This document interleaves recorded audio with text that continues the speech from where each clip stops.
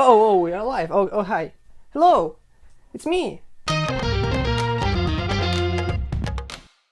Today's stream is a bit awkward because it's my first English stream, as well as this. We're building a PC, but not just one PC, we're building fucking two PCs. Let's start by actually unboxing this thingy. It's a Ryzen 9 7950X, brand new, just got it. Let's open it really gentle. The way we open it is quite interesting actually. I've never seen this design by AMD, but it's cool. It should just open like this. And there's the CPU. So let's take the CPU out. Cover. This is the new Ryzen 7. Ryzen 9 actually. Okay, 7950X 3D. The reason I got this one is because of its large 3D cache. And to be fair, it's quite a good gaming CPU, but a bit overpriced in my opinion. So yeah, this will be going there. I don't need it anymore. What we're gonna do is let me pull it out. I was prepared, so today we have this. We don't need this one. And this. We're building this setup in my case, which is there. I'm gonna pull it out shortly. It's quite a big one. It's a Corsair 5000X, I think. Quite a big case, to be honest. This is where our motherboard will be. Let's unbox it first, actually. Okay, so I'm not gonna show you the box and contents and stuff. We're just gonna go straight to the sweet part, the motherboard itself. And this is the juice, the Asus ROG Strix X670EE gaming Wi-Fi. Why is it called EE? It's extreme. Yeah. Let's actually put this motherboard to its place. It's gonna be here. I feel like... Oh, yep, SATA cable. It was a mistake. I'm regretting everything that I did already. It's a disaster. Mounted. Done. That's quite a cool thing actually to see it in my case. Let's screw it in. I might actually need to do something else first though. You know what they say, never forget about SSD. And that's exactly what I did again. Fun thing is, when I was actually disassembling my old computer, I forgot my motherboard's SSD. That's something that you should always remember. What's this? A thermopad. Cool. I think that the new Asus motherboards feature the zero screw mechanism, or whatever it's called. It's basically, you don't need a screwdriver to keep your SSD in, which is kind of cool. Though, I'm not quite sure yet how it works. Oh, that's how it works. That's cool. I like it actually. It's a cool design. So now we peel this off. Thermal pad goes in there. Goes back in just nicely. I have not built a computer for like a year or so. It's something I don't do quite often, and you probably shouldn't do either, because it's quite stressful to be honest. Okay, anyways, CPU is up next. We just mounted the SSD and we can peel this off. I love this. Peeling stuff is awesome. This is what's gonna be inside of it as a CPU. 7950X3D. A powerful chip, 16 cores, just casually lying around, you know? You all have 16 cores, right? Okay, no. Kidding, it's quite expensive to be honest, that's overpriced. We pull out this thingy, carefully, not to bend the socket pins, and take the CPU out. Okay, to be fair here, I've never done this, and M5 is something new to me, so not really sure. It should pop just like that. That's it. CPU is mounted. Now we close this thingy, and bam! Now we're done with that. Let's actually screw the motherboard in, because forgetting about motherboard is bad. It will not be mounted, and we don't need that, right? I'm a bit carried away, to be honest. It's just too much fun for me. Building computers is quite fun, yeah, it is, but it's nerve-wracking, because you might do stupid mistakes that actually may break it. So, yeah, that's the thing. Take that into consideration when you're building one. If you never build a computer, you definitely should, but you must watch a lot of videos so that you understand what you're doing, because otherwise you might just fuck things up, and that won't be fun, because you'll be struggling with warranty and stuff. I don't think you need that, right? We're almost done screwing motherboard in, and the last screw is done. Okay, next up, I'd say it'll be the Trident Z memory kit from G.Skill. Quite a good memory actually, but I'm not sure if it'll be able to run in its full capacity because it's running at 6400 MHz, and AMD controllers are quite sensitive. You might boot up at only like 6 GHz, to be fair. so I'm not expecting too much here. But here's the DDR5 memory. It's almost the same as DDR4 to be honest, but it's slightly different. Yep, that's a firm click. And the second memory kit module just nicely, uniformly, and clicks in. Good! We just installed memory. Now, next thing, next up, 24-pin memory. Not memory, power. Now, what am I saying? What the fuck? Yep, it's in, I think. I'm not sure. Yeah, no, it's not in. We need more pressure. Now it's in. Okay, good. Seems like a fan header or something. Yeah, I'm gonna connect it to a USB header. Like, not... Fuck. That's a big problem of building computers, is cable management. It's like half of your work is cable management. I'm not gonna do that. Okay, that's a painful topic because, frankly speaking, it's one of the most annoying things out there, because there are a lot of small cables that you kind of need to figure out how you put them together. This motherboard doesn't come with many SATA ports, so just 4. So let's connect that one up. Done. HDD. Yeah, I think a different pin out here is used. I think we're almost done actually, which is surprising to me, because let's be real, we've been up for like, what, 15 minutes? But we need to do 2 computers, so yeah, that's that. Now let's connect the power. Also, let's peel 1, peel 2. Seriously, how many peels is there? Like, what the hell? So next thing is power management. I've got 4 times 4 pin. Now let's connect the CPU power in the most dumb way possible, actually, because why not? What I hate about CPU cables is that you cannot plug like one by one. You just have to do like smack plug 2 at a time. So it's quite hard. They're not going in. Why? Okay. Let's try something else. I'm gonna rotate this like so, and use these bent cables. It's even more painful than 24-pin actually. I found something more painful than that, but okay. 8-pin connected. 8 more left. Done. Power connected. Okay, let's think of something else we should put in. I think it might be the AIO, because we need to cool this thing off somehow, and the best way is liquid cooling. Actually is quite good for this, so let's do that. Luckily, I have this thing.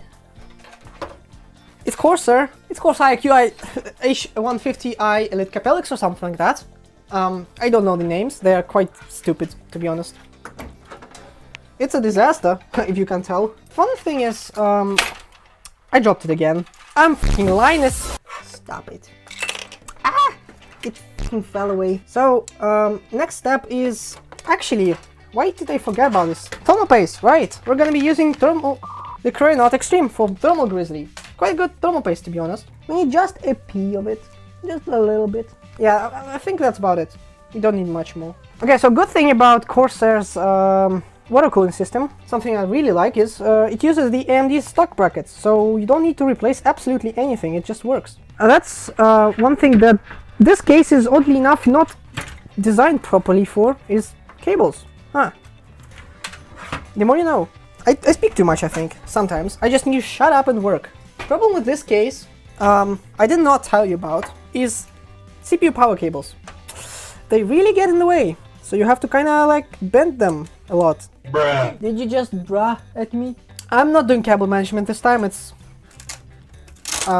okay. I'm gonna do it just a little bit, just so you don't scream at me. To a GB hub. Why does it say that? Because it's a proprietary connector which you cannot connect to anything else. So Corsair has to tell you that, legally speaking. So that's most of the cables done, I think. Nobody cares about the cables. The beast is almost done. And oh boy, I have a GPU for it. You know it. If you've been watching my channel for a long while, you know what GPU I have, so it's not gonna be a surprise. The PCI card. This thing actually goes into the lowest slot, I think. This PCI card is for the Vive adapter that I have. HTC Vive Pro wireless adapter is a thing that I use. So this motherboard has the updated BIOS. I use the BIOS flashback feature, the one that doesn't need a CPU for operation. Now is the big boy coming in. RTX 3090 or 3090 basically, yeah. Old but gold GPU. Old, by old I mean like, it's like what, 2 years? It's good for VR chat because it has 24 gigs of VRAM. That's a healthy bonus. This is a GPU holder because of how massive GPUs are. I'm not even talking about 4090 or stuff. That would be even worse. I'm not getting that one. It's too big. I think that's actually it. We might be actually missing one PCI card. Actually, no. Before plugging it in, I would actually prefer to connect it because it uses fucking Molex. Who uses them? Okay, so I think that's it for this system. We might actually need to boot up into Windows now. Surprisingly fast. I was expecting to go for like an hour or two. 30 minutes! Yeah, we're doing one more computer, so that's that. Yikes. It's booting! Ah, good. It's in C5 state. It is the DRAM. I think it's memory training right now, because it's first time booting this memory kit, so might be taking a bit. It's in C5 state. What is C5 state? I have no idea. Show the toy. Okay, meanwhile that updates, we can just show this thing, eh? It's a Valley! I don't have much to showcase here. Just, hi. CPU initialization, like, it's done. Wait, no! It updated! Yes, it booted! Yes! I was really nervous, to be honest, that my system would not boot. I hope it doesn't take like this long every boot, because that would be a slow system. BIOS is updating LED firmware. Seriously? LED firmware? Why? CPU found speed detection error. We'll get to that later. Hey, I think we're booting into Windows now. Yup! Windows booting! Go, it's all red now. That's kind of scary. Why is it all red now? The BIOS is weird. That's the problem. Because I had DDR4, 64 gigs, 2x32. So basically the same setup as here, just DDR4 instead of DDR5. And it was booting instantly. That's definitely not something I expected, but okay.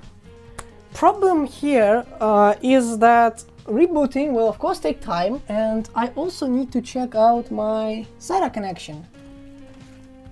Yeah, don't do this stuff with cables, because when your computer is plugged in, it's dangerous, so obviously don't do that. I'm doing it just because I know what I'm doing.